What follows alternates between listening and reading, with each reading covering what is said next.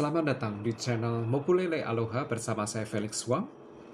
Mokulele berarti pesawat terbang. Aloha means hello, aloha means goodbye, and aloha means love. Ini adalah tayangan video perdana saya. Dan jika ditanya apa alasannya saya tergerak membuat video-video storytelling tentang nostalgia penerbangan komersial dalam bahasa Indonesia adalah karena saya ingin membagikan beberapa catatan yang semula saya buat sekedar hobi atau aktivitas sambilan sejak dahulu kala karena saya merupakan aviation enthusiast sejak saya balita. Topik pertama yang akan saya angkat dalam channel adalah tentang nose name atau nama hidung pesawat terbang. Sekaligus inilah alasan kedua yang melatar belakangi saya untuk tergerak untuk membuat video-video storytelling tentang nostalgia dunia penerbangan.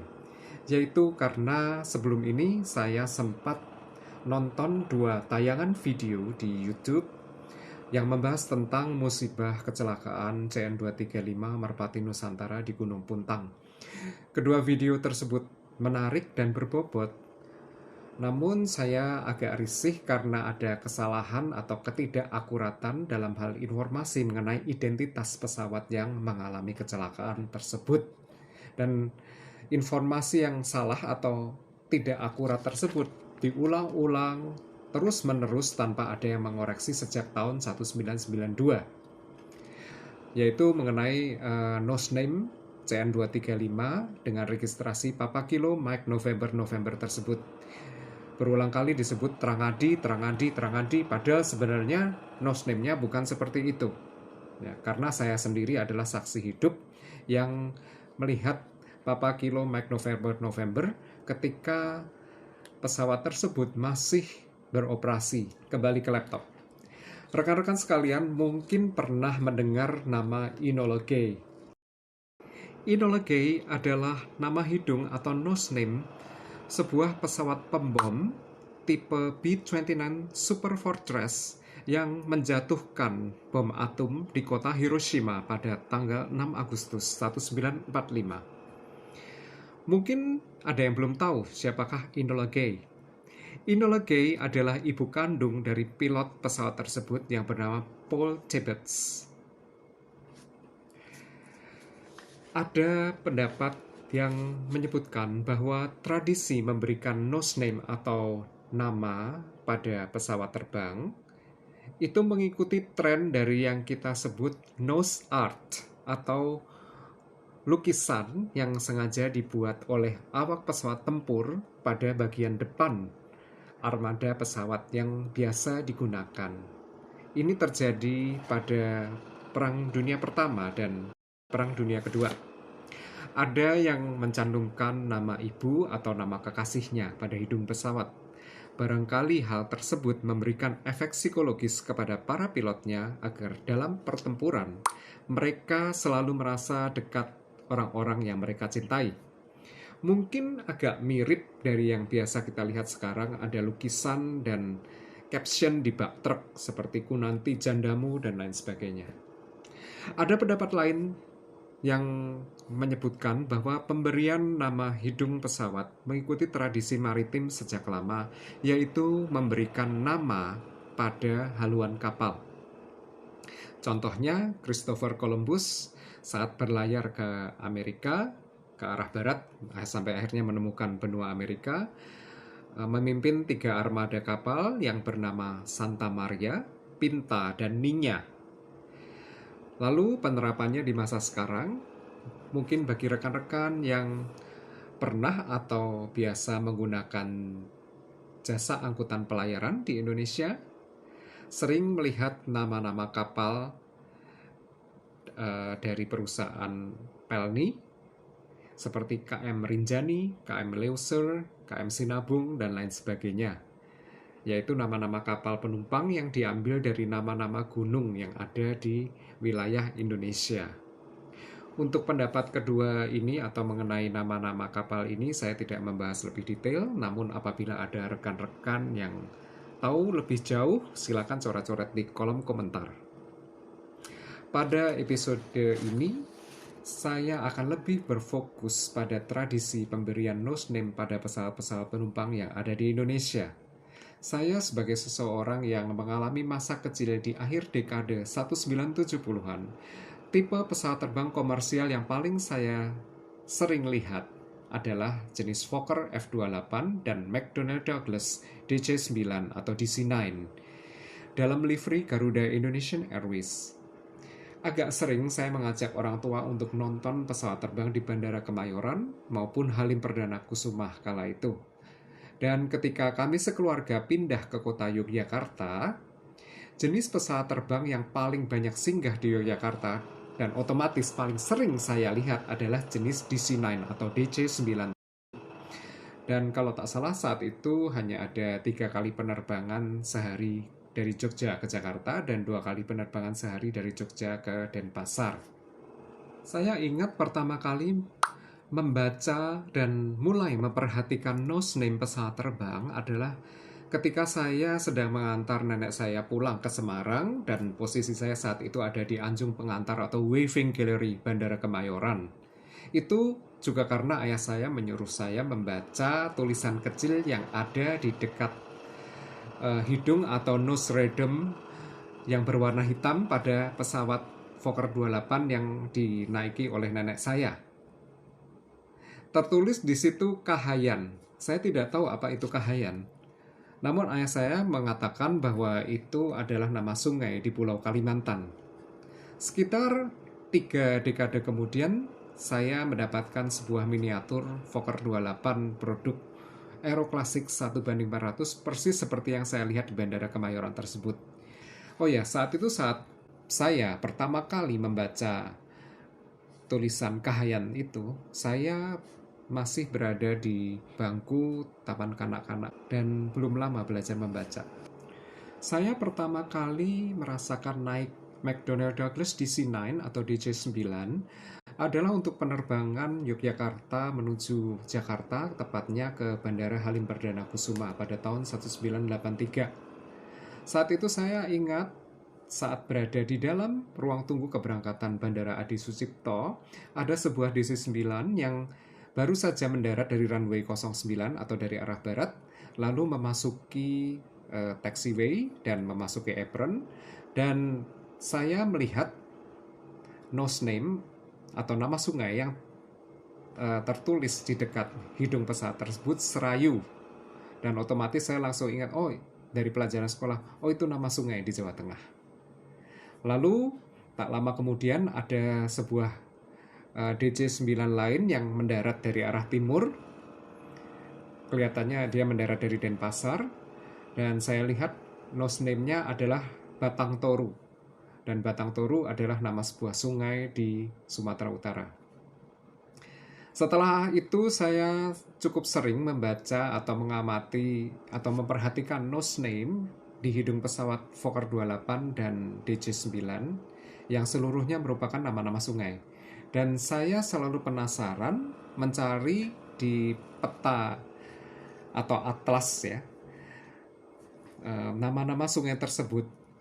Dan efeknya saat saya kelas 5 SD dan mempelajari geografi seluruh Indonesia di dalam pelajaran ilmu pengetahuan sosial, saya jadi mudah menghafal nama-nama sungai, gunung, dan pulau serta korelasinya dengan lokasi atau provinsi tempat bentang alam tersebut terdapat. Sebelum saya merasakan naik DC-9 milik Garuda Indonesian Airways untuk pertama kalinya, saya sering mendengar dalam siaran berita tentang pembajakan Woyla. Saat itu saya masih di taman kanak-kanak dan saya tidak tahu bahwa pesawat yang dibajak adalah sebuah DC-9 milik Garuda Indonesian Airways. Bahkan saya sepertinya sempat berpikir bahwa Woyla adalah nama sebuah maskapai penerbangan. Ternyata itu adalah nama sungai di Aceh yang kemudian disematkan pada hidung pesawat salah satu armada DC-9 Garuda Indonesian Airways yang beregistrasi Papa Kilo Golf November Juliet. Sebelum tahun 1985, Armada Garuda Indonesian Airways hampir seluruhnya memiliki nose name, kecuali armada Airbus A300 yang seluruhnya tak diberi nose name. Untuk DC-9 dan F-28, nama hidung selalu diambil dari nama-nama sungai. Namun, untuk armada Fokker 28 MK4000 atau Fokker 28 yang seri terbaru yang dimiliki oleh Garuda Indonesian Airways, nose name atau nama hidung tidak diberikan mulai dari pesawat beregistrasi Papa Kilo Golf Kilo India sampai dengan Papa Kilo Golf Quebec Bravo. Armada McDonnell Douglas DC-10 atau DC-10 Garuda diberi registrasi Papa Kilo Golf India Alpha sampai dengan Golf India Foxtrot dan diberi nama-nama pulau Irian Jaya, Bali, Sumatera, Kalimantan, dan Sulawesi. Sementara 6 unit armada Boeing 747 seri 200 dengan registrasi Papa Kilo Golf Sierra Alpha sampai dengan Golf Sierra Echo diberikan nose name kota-kota besar yang ada di Indonesia, yaitu City of Jakarta, City of Bandung, City of Medan, City of Surabaya, City of Yogyakarta, dan City of Denpasar. Pada era 1960-an, Garuda Indonesian Airways juga memberikan nose name pada beberapa armadanya.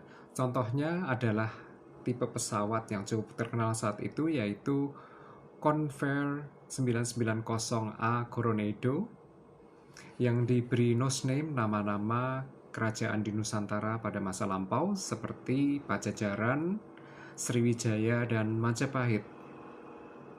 Lalu pada era 1970-an ada juga tipe pesawat yang sudah dihapus, yaitu tipe McDonnell Douglas DC-8 atau DC-8 yang juga bermesin 4 seperti Convair 990 tadi, diberi nose name nama-nama pahlawan nasional seperti Gajah Mada atau Patimura.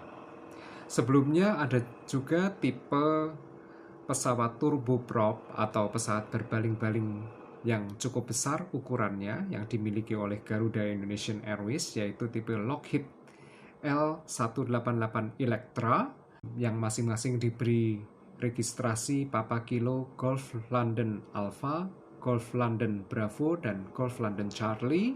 Masing-masing diberi nama objek wisata yang cukup terkenal di Indonesia, yaitu Pulau Bali, Borobudur, dan Danau Toba. Garuda Indonesian Airways juga pernah memiliki tipe pesawat turboprop Fokker F-27 yang memiliki nama-nama gunung sebagai nose name-nya. Lalu bagaimana dengan Merpati Nusantara Airlines yang merupakan perusahaan penerbangan kedua yang ada di Indonesia saat itu dan pernah menjadi anak perusahaan Garuda Indonesian Airways? Yang saya amati sejak saya kecil atau era 80-an, Merpati Nusantara hanya menyematkan nama-nama pulau yang ada di Indonesia pada armada pesawatnya. Walaupun mungkin di masa lampau Merpati Nusantara pernah menggunakan nama-nama lain sebagai nose name, misalnya nama jenis burung yang ada di Indonesia atau juga nama senjata tradisional Indonesia, ya, yang itu saya pernah lihat juga di beberapa situs internet. Kembali ke kasus Trangadi yang tadi saya sebutkan di awal video.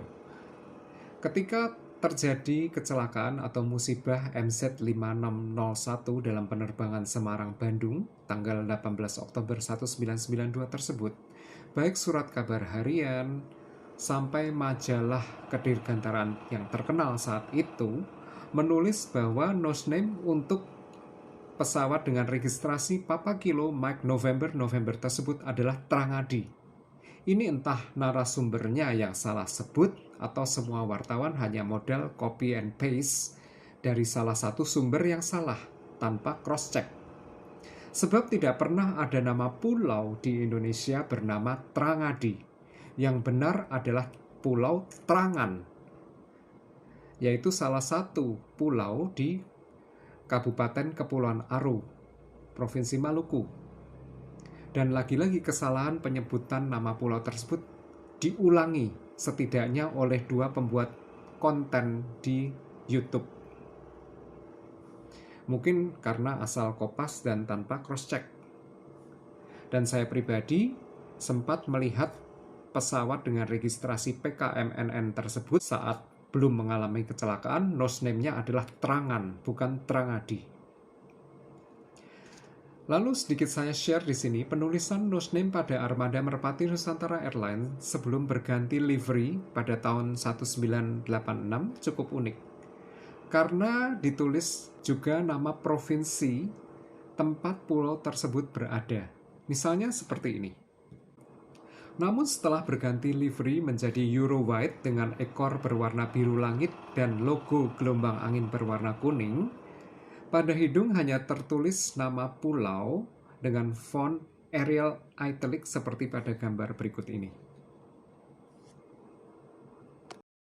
Saya tiba-tiba teringat pada armada Airbus A300-600 dan A310 seri 300 yang pernah memperkuat armada Merpati pada era 1990-an, namun hanya pada periode yang cukup singkat.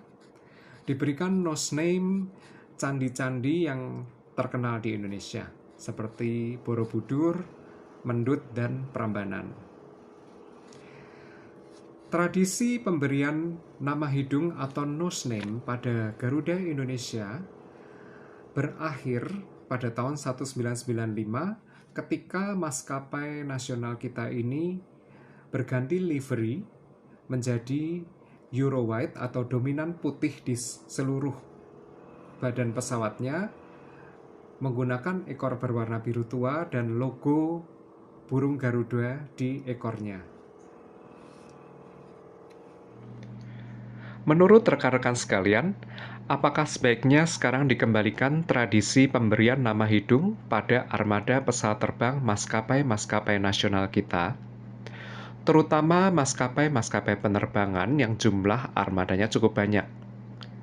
Bisa saja diberi nama-nama pulau, nama-nama sungai, kota, pantai, objek wisata, makanan tradisional, dan lain-lain.